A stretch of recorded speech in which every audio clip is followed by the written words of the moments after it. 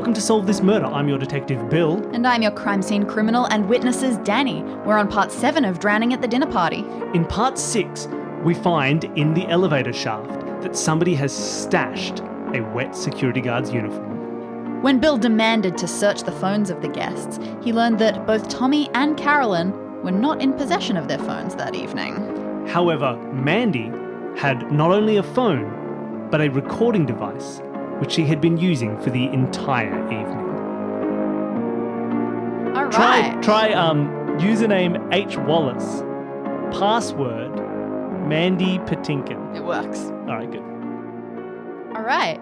So what you find now, this is going to be it's going to be long. There's a lot of boring stuff. This is an entire day's worth of things. So she never turns this thing off. Yeah, of course. So she started it at some point on her journey to here. Mm-hmm. And then played it all through the evening. So you hear her going up the lift, entering the door, greeting the 1 or 2 people who were already there. She got there pretty early, so it was pretty empty at that stage. Maybe only at one. 5:33. Yeah, exactly. maybe only like one other person had arrived at that point. Oh, that's nice. I can just jump to 5:33 exactly in the recording to see. Go on. Yeah, it's very nice. So you hear her greeting Hugh, having a bit of a discussion, some preamble about the race. And then after a little while, more greetings and all of that, you hear them all sit down to the race. So you also hear before that, some of the things that she's asking are a little bit needling. Oh, yeah. Yeah. Oh, I love cheating at gambling, don't I? I mean, that sort of stuff. Like, it's almost as if she's trying to lean into, oh, you scared about what's been going on with this famous people? You heard what happened to this guy last year? Oh man, it's just coming back up exactly how bad things went for him. Okay.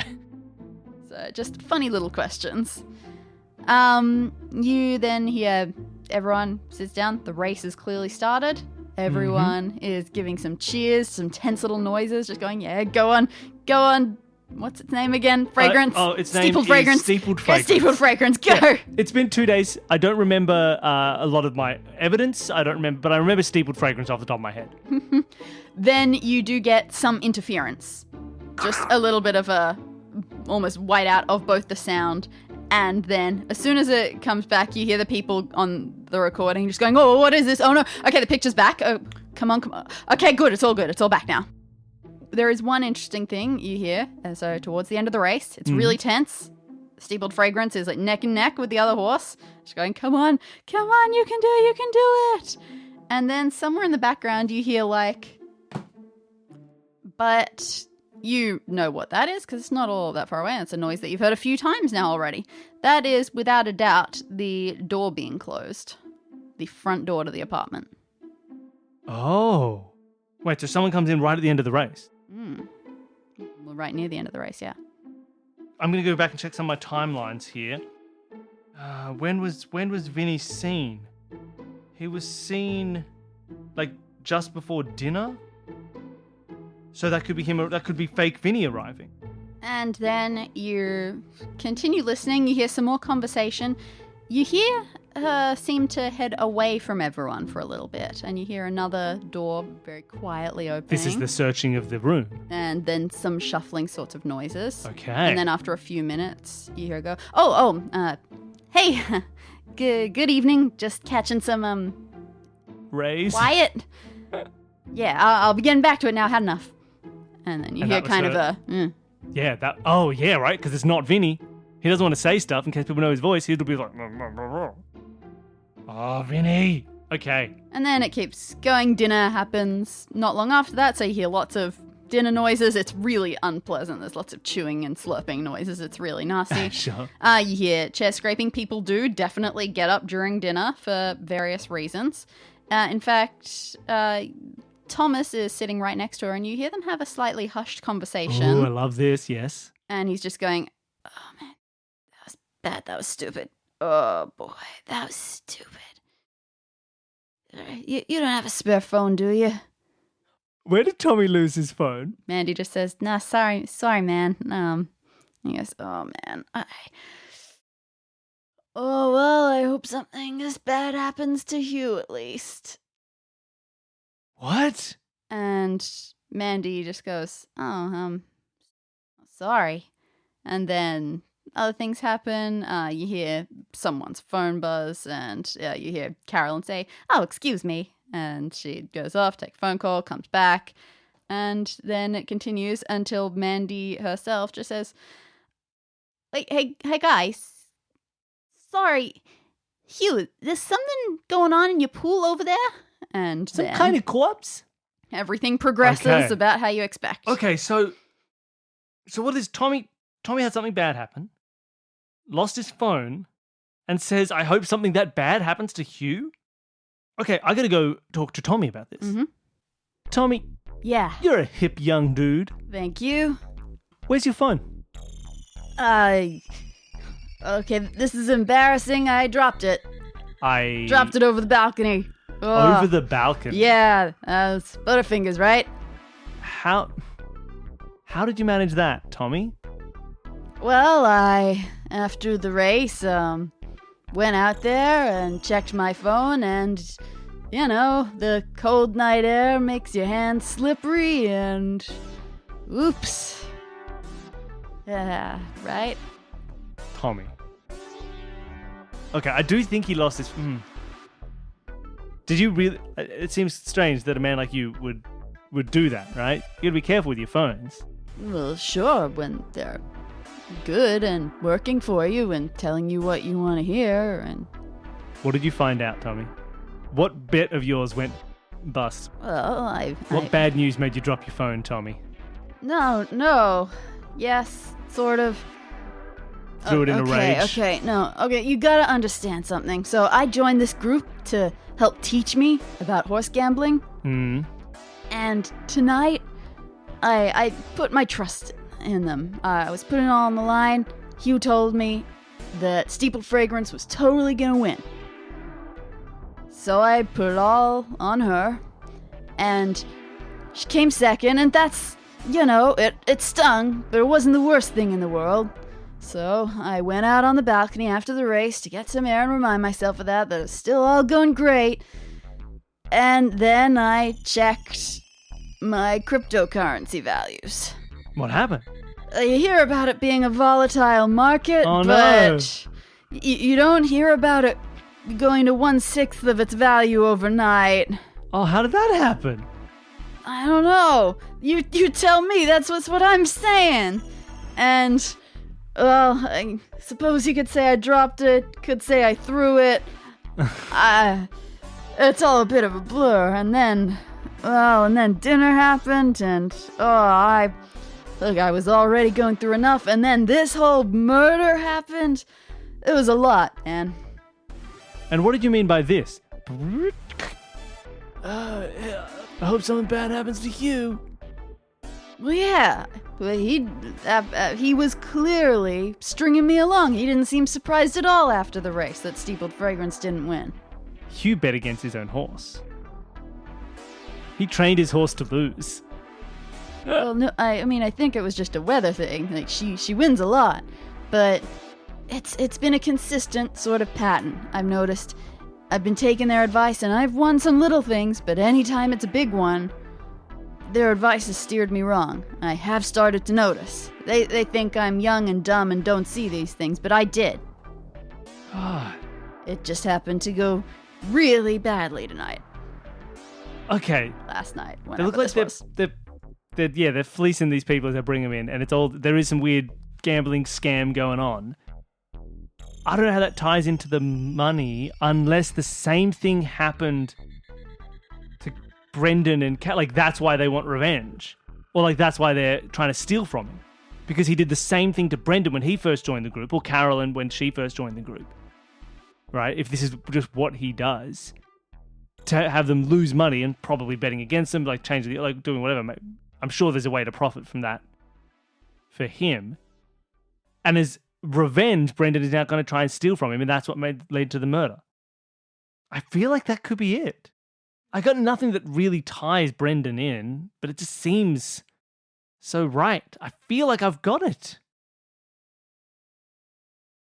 Okay, hold on. I just want to follow up on this, because maybe this is something to do with motive. I want to follow up on this idea of, like, how Hugh treats all the new group members. Like, if he's treating Tommy bad as part of this group, he could be doing it to other people. So I want to talk to some of these other ones who are like slightly more tangentially related to the group. Like, what if part of this is the reason that Yasmin and Rex are getting out of the whole gambling business? Maybe there's like, it could be tied in. I'm going to have a chat with Rex again, because I really didn't speak much with Rex. I just kind of got Hugh doesn't like me, and that was it. According to my wife, Hugh doesn't like me. Yeah, right. Or something. Weird. He's being uncooperative. Okay, I'm gonna follow up on this. Okay. Hey Rex, when we were talking earlier, you mentioned that Hugh was kind of being disagreeable. He wasn't funding your show, and you expected him to. Funding? Oh, did I mention funding? I thought you that said must have been a misspeak if I said that. No, it was nothing to do with funding. It's that the network that we're working with, they're more than happy with the idea. They believe in my gifts. I've shown them some incredible things. Yes, your horse whispering. Yes, but they believe that their audience will only respond if our first subject is incredibly famous. We need a celebrity draw. Oh, okay, and you're trying to get Hugh as your celebrity draw? Well, of course not. We're trying to get steepled fragrance. Okay, so Hugh doesn't want you dealing with steepled fragrance. Would be a great face to introduce to this sort of crowd that would normally, be very much into their gossip and their social medias, but perhaps not in the majestic racehorse. Okay, So and Hugh's being recalcitrant about that. Yes. He's not letting you and speak to the it's a shame. horse. He and Yasmin are very old friends. She was shocked that such a simple request would go denied. That is shocking. Okay, this And definitely... he didn't want the horse in the public eye. What kind of nonsense could that be? Did he originally express interest in this idea and recently start to go against it as a concept? Say, within the timeline that all of these H. Wallace stories started coming out? I hadn't put a timeline like that on it, but I suppose the more Wallace articles came out, the more distant he seemed to become with Yasmin. Because Hugh doesn't want the attention because steepled fragrance is a stolen horse.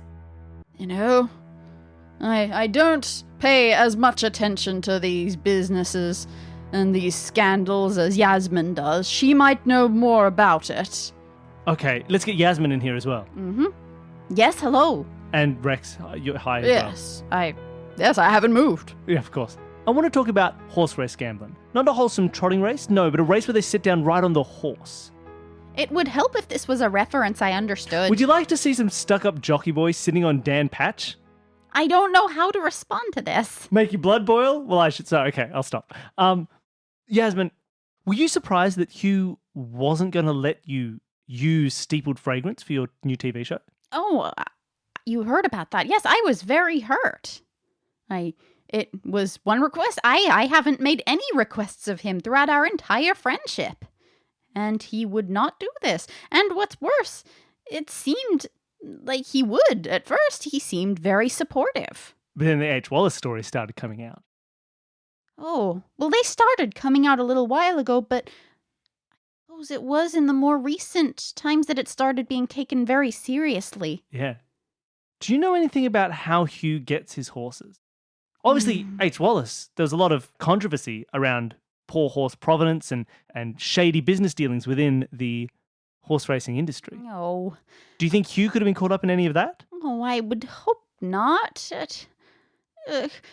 From what I've seen in those articles, it was a lot of people that you wouldn't expect. So it feels wrong to say absolutely not, but I would be very sad to find out that Hugh was a part of any of that if he was doing something wrong. Well, I think you might find out soon.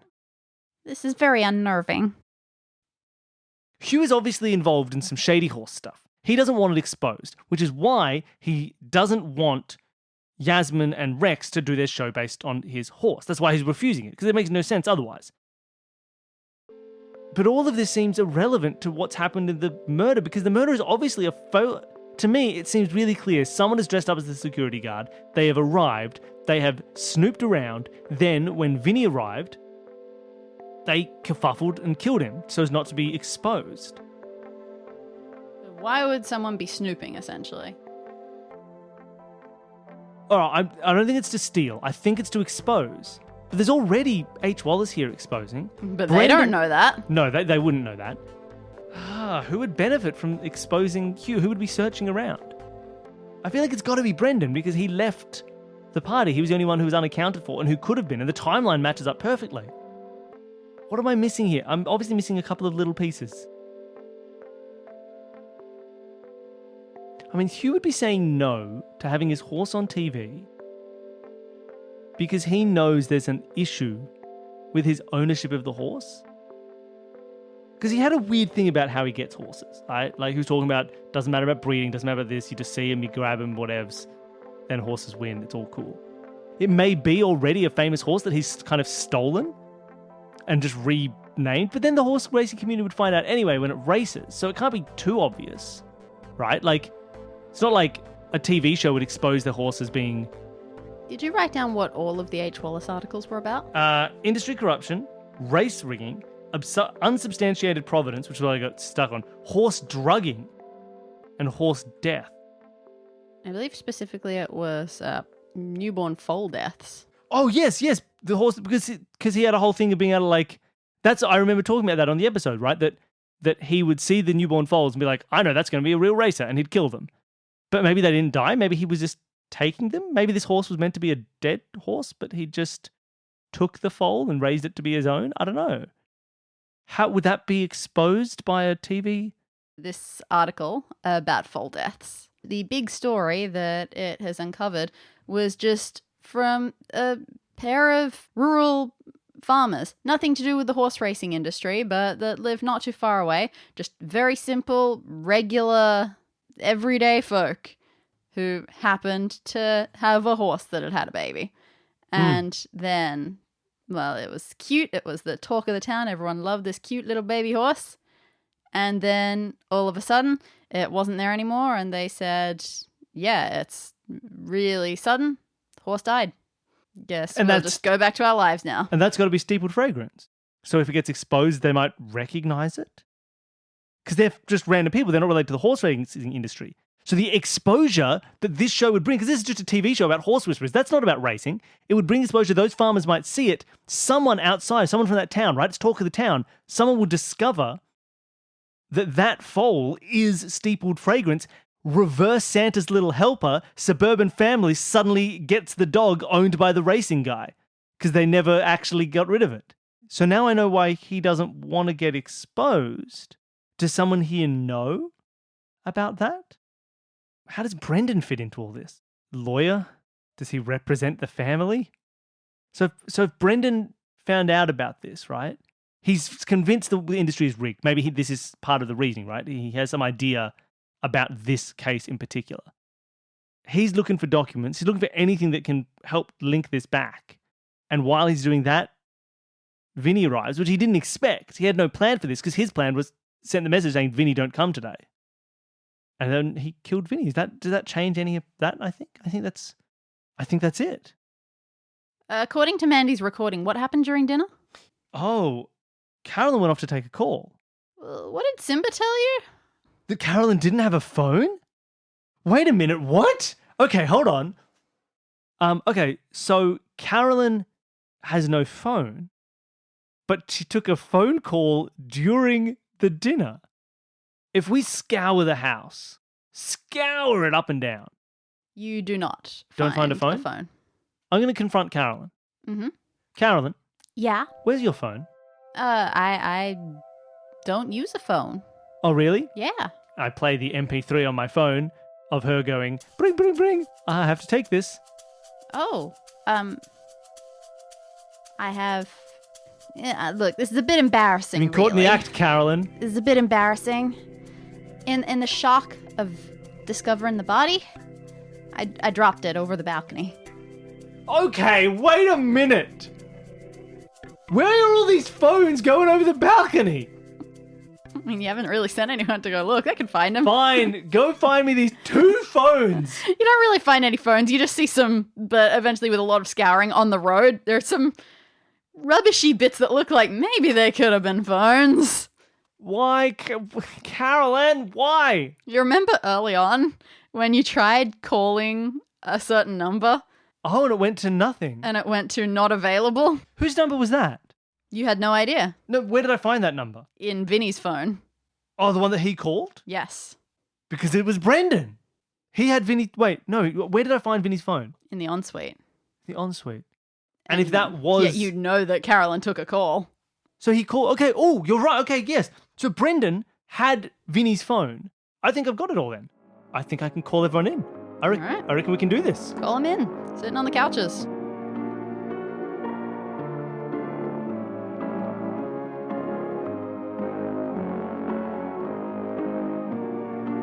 Solve This Murder is created by Bill Sunderland and Dani Siller. You can follow us on Twitter, Instagram and Facebook at Solve This Murder. For questions, queries and theories, send an email to solvethismurderpod@gmail.com. Thank you to Jared, Devon and Whit of Advanced Sagebrush and Shootouts for creating our theme music. And thanks to all of you for listening.